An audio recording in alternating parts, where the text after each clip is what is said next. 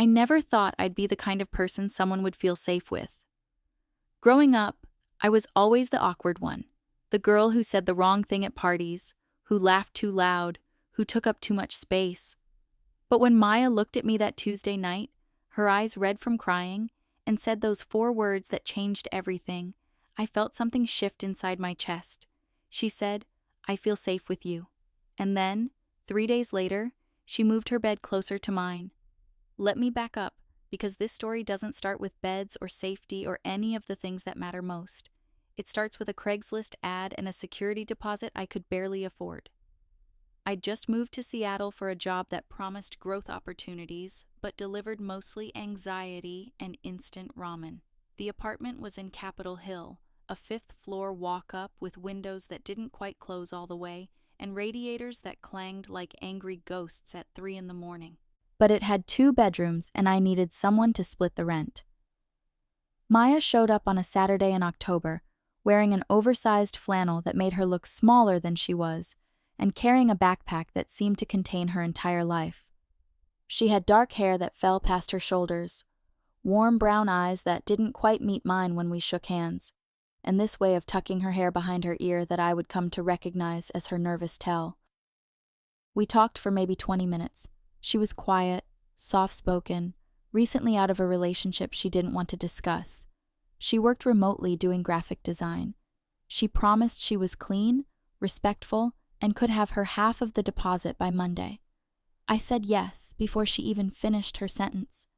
Maybe it was desperation. Maybe it was something else I wasn't ready to name yet. She moved in on a Wednesday. Her bedroom was across the living room from mine, separated by maybe 15 feet of scuffed hardwood and a couch I'd found on Facebook Marketplace. She didn't have much. A mattress and box spring, a desk, a lamp, some clothes.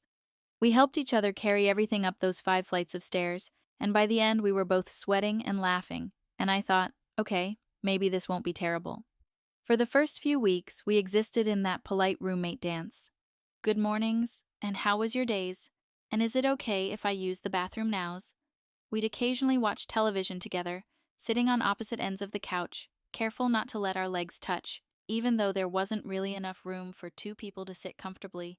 She'd make tea in the evenings, always offering me a cup, always using the same chipped mug with a faded logo from some college I'd never heard of. I learned that she was 26, 2 years younger than me. That she'd moved here from Portland to get away from her ex. That she loved horror movies but watched them with her hands half covering her face. That she hummed when she worked. These soft little melodies that would drift through the apartment and make me lose track of whatever I was doing. I tried not to notice how pretty she was. I tried not to notice the way her voice got softer late at night, or how she'd bite her lower lip when she was concentrating, or the way she looked in the morning with sleep still in her eyes and her hair messy. I'd known I was gay since college, but I'd gotten good at keeping that part of myself quiet, manageable, tucked away where it couldn't complicate things. And Maya was my roommate. That was a line you didn't cross. Except lines have a way of blurring when you share space with someone. When you see them first thing in the morning and last thing at night. When you learn the rhythm of their breathing, the sound of their footsteps, the particular way they sigh when they're frustrated. It was a Tuesday in November when everything changed. I came home from work exhausted, ready to collapse on the couch with whatever leftovers I could find in the fridge. But Maya was sitting on the living room floor, her back against the couch, and she was crying. Not dramatic, movie crying, but the kind of quiet, defeated crying that breaks your heart because you can tell she's trying so hard to hold it together. I dropped my bag and sat down next to her without thinking. Asked her what was wrong. She shook her head at first, wiping at her eyes with her sleeve, apologizing for being a mess. But I waited, and eventually it all came spilling out. Her ex had been texting her, showing up at coffee shops where she worked, finding ways to make her feel small and scared. There'd been an incident that afternoon, a confrontation outside the grocery store that left her shaking. She'd come home and locked the door and sat there on the floor, afraid to be alone with her thoughts. I didn't know what to say. I'm not good at comforting people, never have been. But I put my arm around her shoulders, and she leaned into me, and we sat there on the floor while the radiator clanged and the world outside got dark. She talked, and I listened. And at some point, her head ended up on my shoulder, and my hand ended up in her hair, stroking it gently. And it felt like the most natural thing in the world. That's when she said it. "I feel safe with you." Her voice was barely above a whisper, but I felt those words in my bones. She pulled back just enough to look at me, and there was something in her eyes that made my breath catch, something that looked like trust, and maybe something more.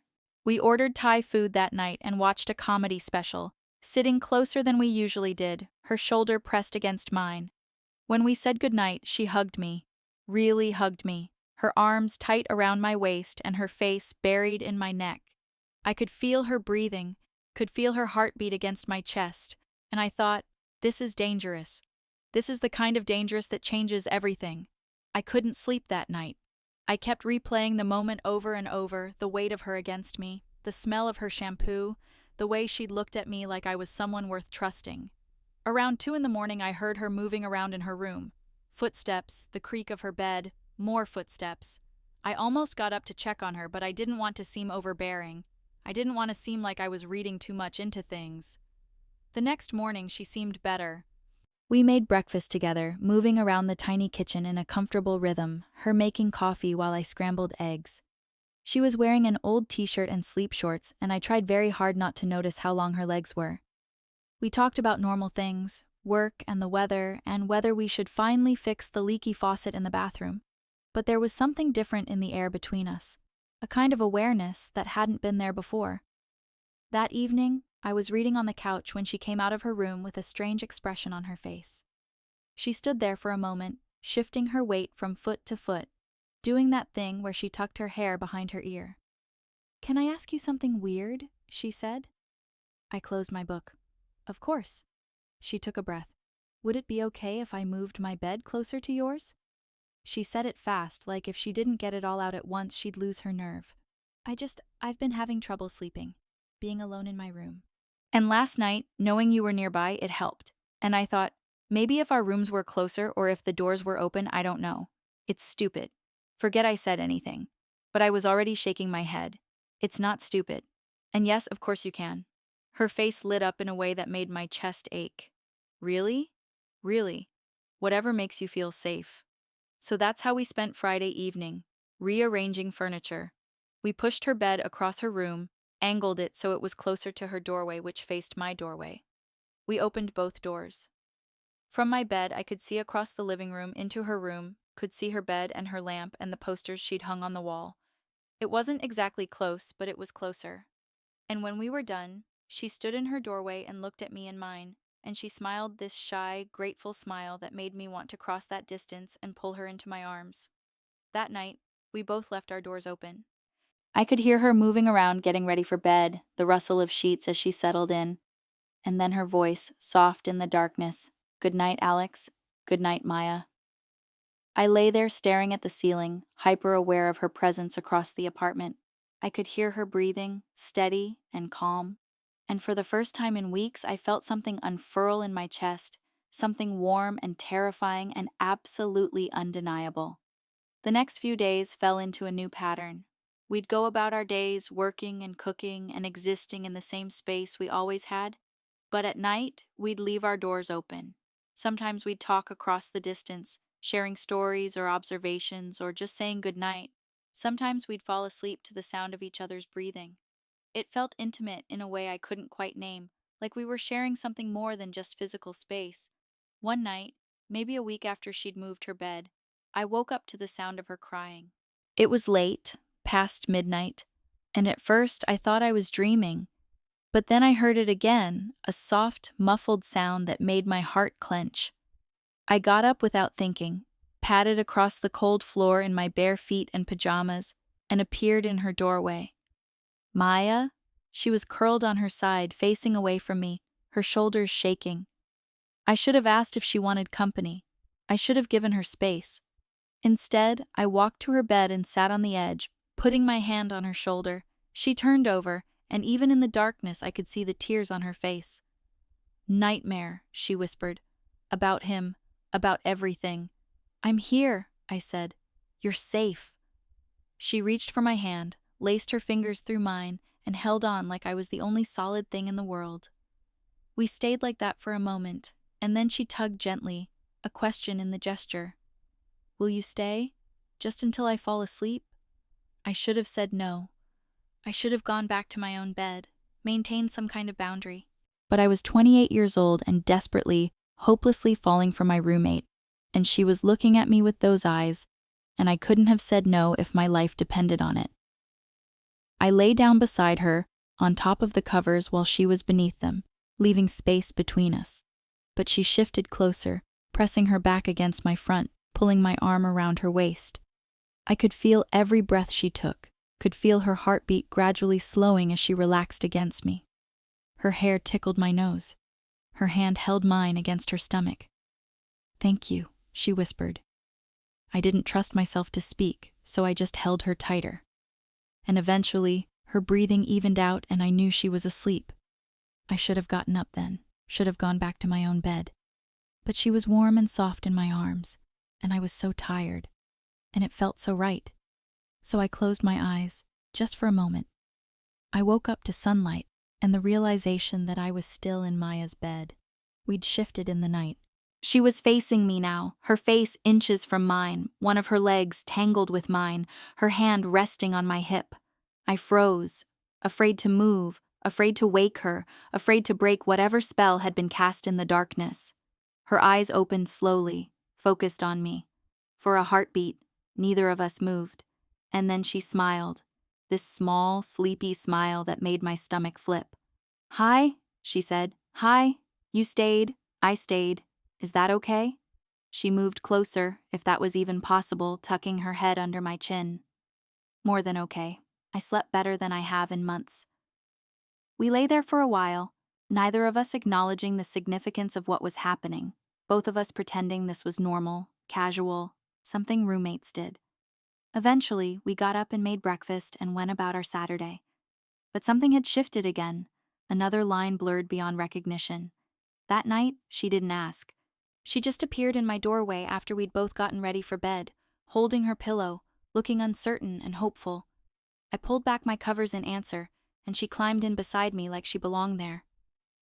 We lay facing each other in the darkness, not quite touching, but close enough that I could feel the heat of her body. Is this weird? She asked. Probably, I said. Do you care? Not even a little bit. She reached out and took my hand, brought it to her lips, kissed my knuckles so softly I almost thought I'd imagined it. My heart was hammering so hard I was sure she could hear it. Alex, she whispered, can I tell you something? Anything. I think I've been feeling more than safe with you. I think I've been feeling a lot of things I wasn't ready to feel, things I didn't expect. I couldn't breathe, couldn't think, couldn't do anything but stare at her in the dim light from the street lamp outside. What kind of things? She moved closer, close enough that her nose brushed against mine. The kind of things that make me want to fall asleep next to you every night. The kind of things that make me think about kissing you. The kind of things that terrify me because I just got out of something so bad, and I don't want to rush, but I also can't stop thinking about you. I was shaking. I realized I was shaking and I couldn't stop. Maya, I said, and my voice came out rough. I feel the same way. I've felt the same way for weeks now, but I don't want to push you into anything. I don't want to take advantage. She laughed, soft and breathless. Take advantage? Alex, I moved my bed closer to yours. I've been sleeping in your arms. I think if anyone's doing the pursuing here, it's me. And then she kissed me, soft and tentative and perfect. Her lips were warm and gentle, questioning, and I answered by pulling her closer, by kissing her back, with all the feeling I'd been holding inside. It was slow and sweet and made my whole body feel like it was made of light. When we broke apart, we were both breathing hard, both smiling. I've wanted to do that for so long, she whispered. Me too. God, me too. We kissed again. Longer this time, deeper. Her hand slid into my hair, and I pulled her body flush against mine, and it felt like coming home. We kissed until we were both dizzy with it, until we had to break apart just to breathe, and then we'd start again because stopping felt impossible. Eventually, we settled into each other, her head on my chest, my arms around her, our legs tangled together. I could feel her smiling against my skin. "So," she said, "I guess we're doing this? I guess we are. Is that okay?" She tilted her head up to look at me, and her eyes were shining. "It's more than okay. It's everything." We fell asleep like that, wrapped around each other, and I'd never felt anything as right as the weight of her in my arms. When I woke up the next morning, she was still there, still real, still mine. She opened her eyes and smiled at me, and I kissed her forehead, her nose, her lips. "Good morning," I said. "Best morning," she corrected. And it was. It really was. We spent that Sunday tangled up in each other, talking and laughing and kissing, learning the geography of each other's bodies in innocent ways, fingers tracing arms and collarbones and jawlines. We made breakfast together and ate it in bed. We watched movies without watching them, too distracted by each other. We existed in this perfect bubble where nothing else mattered except us. That night and every night after, she slept in my bed. We didn't move her bed back. We left both our doors open, a reminder of how we'd gotten here, of the journey from separate rooms to shared space to this. This thing between us that felt both brand new and like it had always been there, waiting for us to be brave enough to reach for it. She still has nightmares sometimes, still wakes up scared and shaking. But now I'm right there, holding her, whispering that she's safe, that I've got her, that nothing's going to hurt her while I'm here. And slowly, night by night, the nightmares are coming less frequently. Slowly, she's healing. And I get to be part of that. I get to be the person she feels safe with. I never thought I'd be that person for anyone. But here I am, with this beautiful, brave woman in my arms, and she chose me. She moved her bed closer to mine. And then she moved into my heart. And I've never been more grateful for a Craigslist ad and a fifth-floor walk-up and the courage it takes to let someone in. Because that's what love is, I think. It's feeling safe enough to be vulnerable. It's moving closer, little by little, until there's no distance left at all. It's trusting someone with your fears and your heart and your 3 a.m. tears. It's finding home in another person's arms. And I found mine in Maya, my roommate, my person, my love.